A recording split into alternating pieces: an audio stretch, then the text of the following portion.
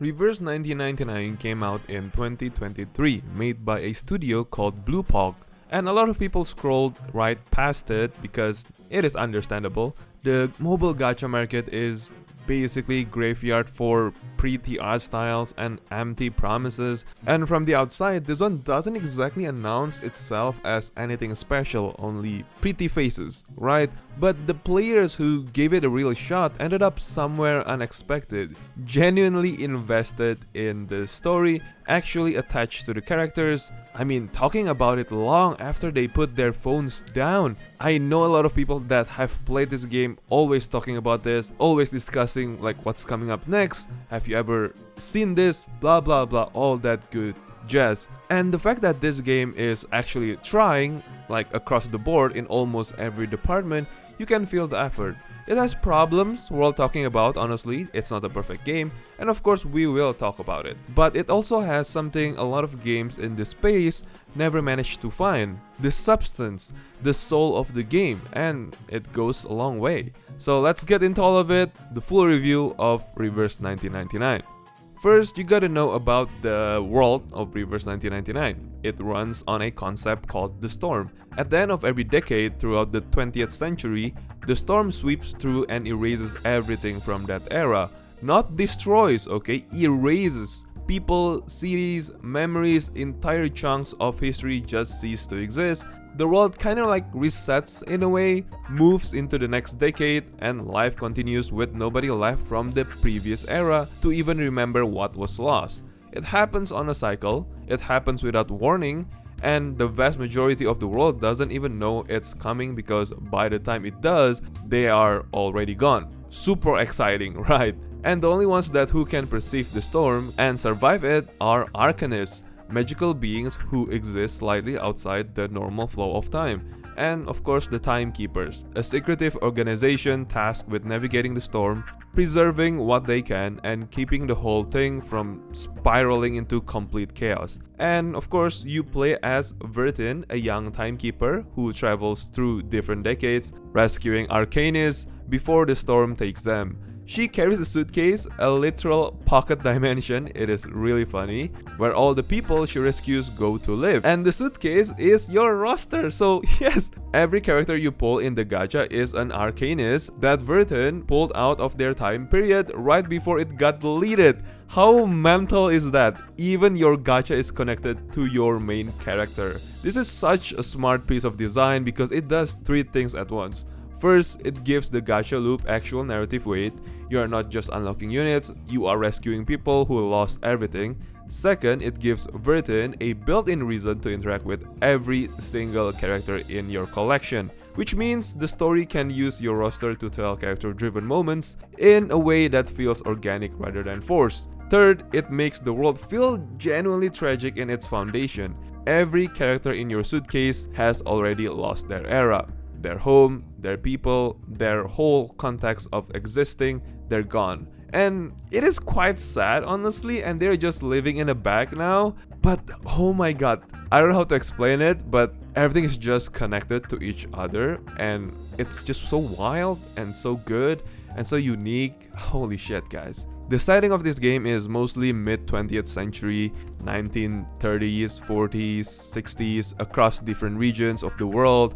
The visual style, the music, the way characters dress and talk, all of it has this vintage quality that gives the whole thing a very distinct identity. It's not just window dressing either. It's really good. I don't know, it's like a main course of main course of main course and dessert. And the time periods the story visits feel like they were chosen intentionally, and the historical context of each era, like colonialism, war, the birth of various countercultures, racism, the anxiety of a world changing faster than people can process, and all of these things bleed into the narrative in ways that add texture without ever becoming a history lecture.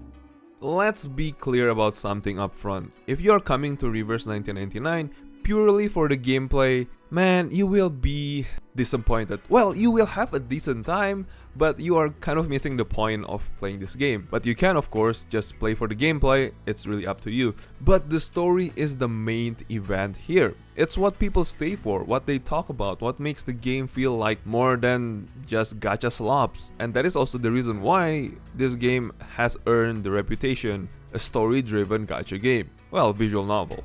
So the main story follows Vertin as she moves through different time periods, dealing with the storm, dealing with the people she is collecting, and slowly, gradually unraveling something much bigger and more uncomfortable about the organization she works for and the nature of the storm itself. The last part, the slow burn mystery underneath the era hopping adventure, is one of the best things the story does. It doesn't announce itself. It just places details carefully and lets you sit with implications and trusts you to put things together. When revelations do hit, they land cleanly because the groundwork was there all along. Without going too deep into spoilers, the Timekeepers are not the benevolent preservation organization they present themselves as. That's obvious pretty early and the game doesn't try to hide it for long, which is really good. But the specifics of what is actually going on, why the storm exists, what the Timekeepers are really doing with all of this, and what Vertin's place in it actually is, that unfolds slowly and keeps getting more layered the further you go. Some of it raises questions the game is still in process of answering since it is still ongoing, but the overall trajectory feels like it's going somewhere real, which is more than you can say for a lot of gacha story structures that just kind of making the story ends there and not making us curious about what is going to happen next. Now, I have to admit, the story pacing is not the most consistent quality.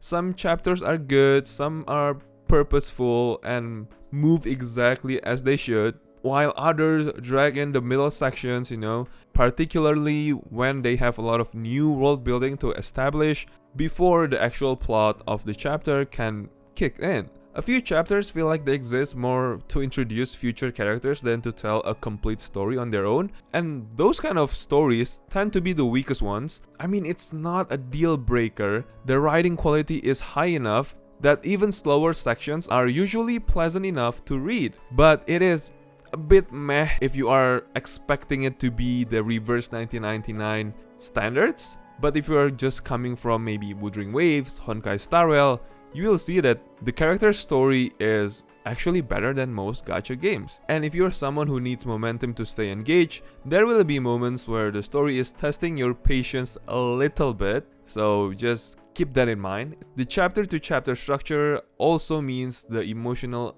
payoffs are somewhat spread out. This isn't a game where you play for 3 hours and reach a big emotional climax. It builds slowly and the payoffs tends to come in the form of small, quiet moments, landing just right rather than explosive plot twists. Again, not a problem if you are patient and invested, potentially a problem if you are used to gacha games that is very flashy. So again, just things to keep in mind. But what the story almost never fumbles is its character writing, which is where it really distinguishes itself from the others. And characters are one of the best things in this game. So at least you need to know who are who. And yeah, Vertin is the protagonist and she is genuinely great. She is not the archetype you expect from this genre. She is not this warm and enthusiastic and trying to befriend everyone, but she is also not a blank slate either. She is just a person who's been doing a very hard, very lonely job for too long, who has learned to keep her distance because attachment in her line of work leads to loss, and who is very slowly and very reluctantly learning that she cannot keep doing this forever. Her arc is quiet, it doesn't announce itself, but by the time you are several chapters in, you realize she has become a different person than she was at the start. This is what I call a good character development because, first of all, it's not your typical main character amnesia bullshit, and it's not just about saving waifus.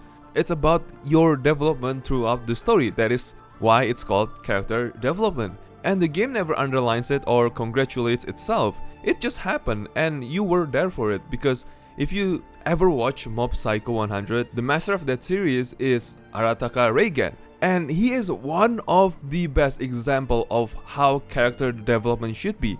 It doesn't congratulate them, it doesn't have this saving everyone all at the same time. He is a bad liar, but at the end of the story, at the end of the series, he becomes a really mature, a person who has gained more knowledge and more friends along the way. And he used to not care about everyone, especially about his subordinates, but at the end of the series, he cares so much about all of them. So I think that is a really good character development, unlike in most gacha games, right? Same thing is happening in Reverse 1999. The character development is really good. And Vertin's dynamic with all the arcanists in the suitcase is the emotional engine of the whole story. These are people who lost everything, their time, their world, their contacts, and they're living in a pocket dimension with a girl who is professionally trying not to care about them. The tension between Vertin's guardedness, is that even a word, guardedness? And the reality of these relationships developing anyway is handled really well. There are moments of genuine warmth, some are really funny banters, and occasionally something that's kinda sad, kinda melancholic, so I think it's really good. And also one of the characters again, Regulus, is probably the most beloved character in the game, and it's not hard to see why. She is charismatic, a little reckless, always talking, always pushing Vertin in ways that Vertin pretends to find that annoying, but she's a fun girl to be around in a way that very few characters in any game actually manage to pull off without being exhausting. But what elevates her past just being the fun one is that her story has a real emotional depth to it. The reasons she is the way she is, what she's running from, what she actually wants, it's all there if you are paying attention, and when her arc goes to darker places, it earns it because the foundation was built carefully. So yes, I could go on and on and on about all these characters. So that is what Blue Pog does consistently well, is make even characters who aren't, central to the main plot feel like real people. Conversations in the suitcase, the little slice of life moments between Vertin and various arcanists are some of the best writing in the game. Characters have opinions, preferences, ongoing bits with each other, things they are still processing from losing their eras. It all adds up into something that genuinely feels like a found family forming in real time, and the game never oversells it or make it corny, cringy and stuff like that.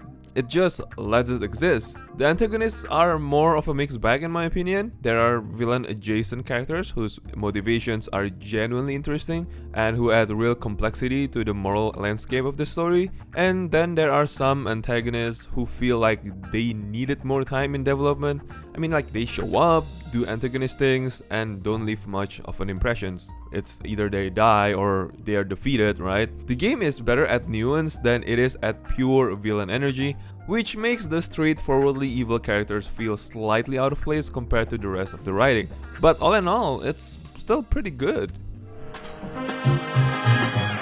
Obviously, in Reverse 1999, what appeals the most is probably the art direction, right? This is one of the main reasons why we are attracted, why we want to play the game, is visuals. And I have to say, this is one of the best looking gacha games out there right now. The art style is distinctive in a way that feels intentional, rather than just following trends. The character designs have this slightly stylized, slightly vintage quality that fits the setting perfectly. They look like they belong in their respective eras without being, cringy or costumey or like out of place, right? This game's UI is clean and elegant and doesn't feel cluttered in the way a lot of mobile games do when they are trying to funnel you towards spending money, like giving you ads and stuff. And in most cases, gacha games UI have these red dots everywhere, some flashy shops here and there, right? For you to click and to spend money. But this one, just plain and simple. But I think the simplicity is also a double-edged sword in a way, because you don't know where to go. Like when I first played this game, I actually don't know where the main story is. Like I have to click here and there because it is too simple and just too gorgeous. Because sometimes, in most gacha games you have this story, this and that, but this one has none. It's just an icon, it's just I don't know what, it's not an icon, but it's like a visual art. That's it.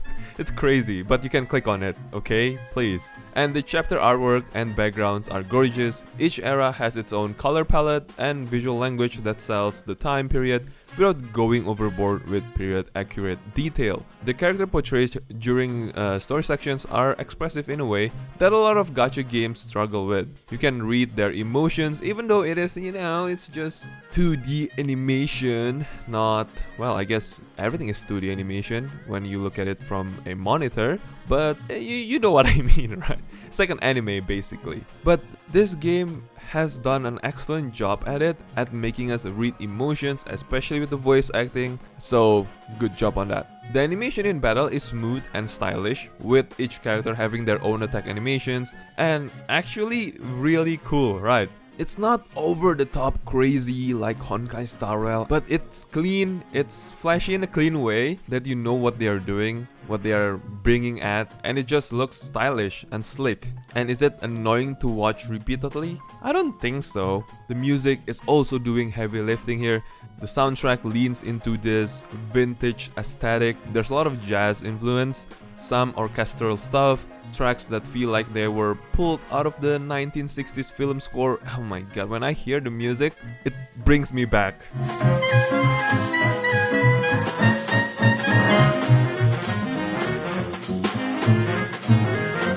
To the good old times, man, where life is peaceful and not this validation seeking era. And yeah, it fits the tone of the story perfectly and it's consistently good. Voice acting, holy! The English dub in particular is better than you would expect, with most of the major characters getting performances that actually match the writing. Vertin's English voice actor does a lot with very subtle delivery, which suits the character perfectly. I'm not like you, and you know that well. I haven't been trained systematically for the Battle of Arcanum, my classmate. No, it's fine. You don't have to fight, Miss Vertin.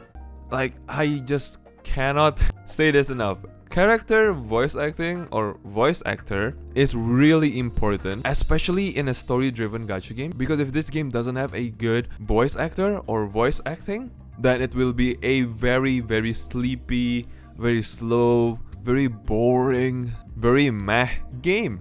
But this one, excellent. Excelente. Now, we need to talk about the gameplay, obviously. This is a game, but remember, this is not the main attraction while you play this game, but we will still talk about it. Reverse 1999 uses a turn-based combat system. It's generally good, without being the most deep or complex system in the genre. First of all, I want to say that this is a gacha game. Yeah, you will have autoplay, but the core mechanic is built around incantations, your ability cards, and a system where you can combine multiple cards of the same skill into the stronger versions of that card. Using 2 of the same card gives you a powered up version, using 3 gives you an even stronger version. It's that simple. But this creates a puzzle-like layer to each turn, where you are constantly thinking about which cards to combine, which to use separately, and how to set up future turns. Characters also have this Eureka mechanics, essentially an ultimate ability that charges up over time and hits hard like an ultimate should be. Managing when to use ultimates is another layer on top of the card system, and in harder content it does matter quite a bit. Team composition is where the game gets more involved though. Characters have these affiliations, damage types, and specific roles, carries, supports, buffers, debuffers, and the game rewards building around synergies in a way that goes beyond just stacking your highest rarity characters. Some really specific character combinations unlock bonus effects that significantly change how a team plays. Finding those synergies and figuring out what works together is one of the most satisfying parts of the gameplay loop in this game. The difficulty curve is generally forgiving outside of specific endgame content. The main story is accessible and doesn't require you to have meta teams all the time. Endgame modes ramp up and will test your understanding of the systems more seriously, but they are optional and the rewards are usually cosmetic or gacha currency rather than mandatory progression gates. What I do love about this game also is that the game doesn't hold your story progress behind paywalls, behind hard content, behind grinding. The content cadence is typical for a live service. You have events every few weeks, story chapters releasing on regular schedule, seasonal content alongside the gacha banner cycles, all that gacha game bullshit. One criticism worth leveling at the gameplay is that the auto battle system is pretty aggressive.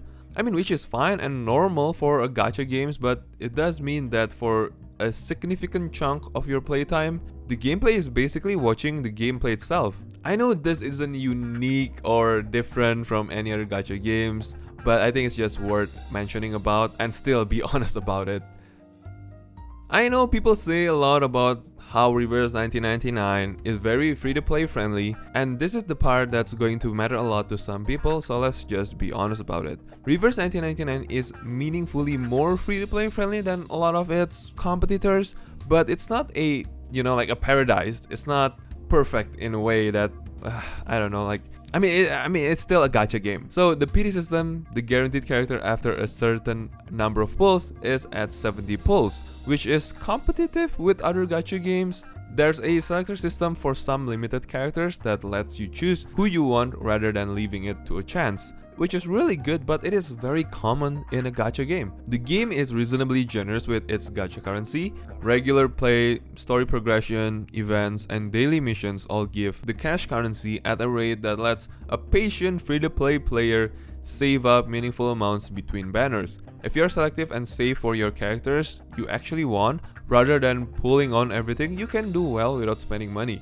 The existence of a standard banner versus the limited banners means some characters are always available, which kinda softens up the FOMO pressure. I mean, but every gacha game do this too, so there's nothing special about it. The resonance system, essentially the gear system, requires specific items to level up and can feel a bit grindy, but it doesn't lock you out of the story content. It matters more in the competitive or endgame content that in your day-to-day experience, not the story, so I think that is really good. One thing Bluepog does decent about is not making the game feel predatory. The stamina system exists, but it's generous enough that most players don't hit hard walls during normal gameplay sessions. It doesn't constantly shove purchase prompts in your face. The shop is there if you want it, but the game doesn't scream at you to open it, so I think that's a good thing. If you're a genuine free-to-play player who is okay being selective and patient, you can really have a fun time and a good experience playing this game without spending. But if you are a gacha addict who wants every character as they release, yeah, you can do that, but you are going to need either to spend or accept that you will miss some banners, and that's fine, You don't need that FOMO mentality in a gacha game, just roll with it. This game is quite free to play friendly. The main sauce of this game is the story, and you can complete the story with all the free to play characters you get in this game. And obviously, since this is a real review, let's not skip the problems it has and some of the bad things that I experienced myself. Look, this is just my experience, okay? Not yours. Yours might be different, but this is just mine. Look, the early game experience is rough for new players, because what people expect from a gacha game is the gameplay. But in Reverse 1999, the gameplay is somewhat meh, right? Even for me, I almost dropped this game in like 3 days because I thought the game was so boring. The sad part about this game is just the gameplay, man. The gameplay is just not my cup of tea. Maybe it's yours, but it's not mine, and it's pretty boring in my opinion. It doesn't have a very unique thing. I just don't know what to do in this game and what to expect, because damn, it was, I don't know, man, it's just boring for me. Because what I expected in a gacha game is that it has a very bad story and I'd rather just skip it, and most of the time I skip all the story in a gacha game, right? And the gameplay has to be good, but this gameplay is meh at the very best. So yeah, almost dropped it. And also there's a lot of lore and systems being introduced at once. The story takes a little while to be fully engaging, and without the context you build over time, and some of the early character writing doesn't land as good as later on. So yeah, I almost dropped it in like 3 days. I remember it so clearly. But all of my cousins said that you gotta play Reverse 1999, but you have to read the story. The story is where it's at. So I play it again. First impressions do matter a lot, and Reverse 1999's first impression is not the strongest moment. A number of players, bounce off the game during early hours and miss what it becomes later, which is a real problem that the devs haven't fully solved. The gacha rates are not exceptional, we know this, but yeah, it's most gacha games, right? I don't really care about it. Character resonance, the progression system can feel like a grind that doesn't add much excitement. Grinding materials to upgrade stats and on and on and on, like most gacha games, okay? It's not interesting at all. The English localization, while genuinely good, has some inconsistencies. Certain terms and character names have been translated in ways that don't quite match the flavor of the original, and the cultural references that work in other languages lose something in translation. It's not bad enough to be a deal breaker, but you know, I gotta mention it. Also, update frequency can sometimes feel slow if you are a player who burns through content quickly. The story chapters are good, but they don't come out as fast enough to satisfy players who are hungry for more. And while events help fill the gap, they're not always the same quality level as the main story, and people agree with that. But we will let them cook, and you know it's going to be good.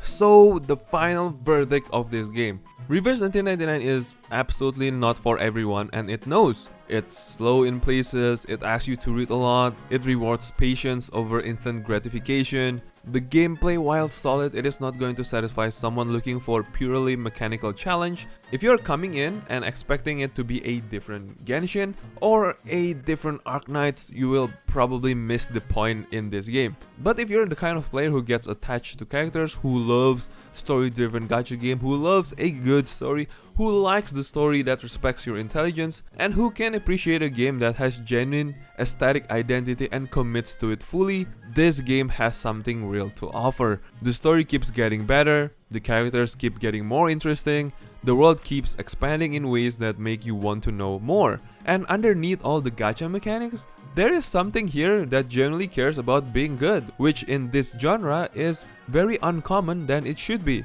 Trust me, it is worth your time. Give it enough hours to find its footing, and it will probably find a way to stay with you forever. I'm just saying that this is a very good game. Go play it right now. It is on Steam. Very convenient. Thank you guys so much for watching, and I'll see you on the next one. Bye guys.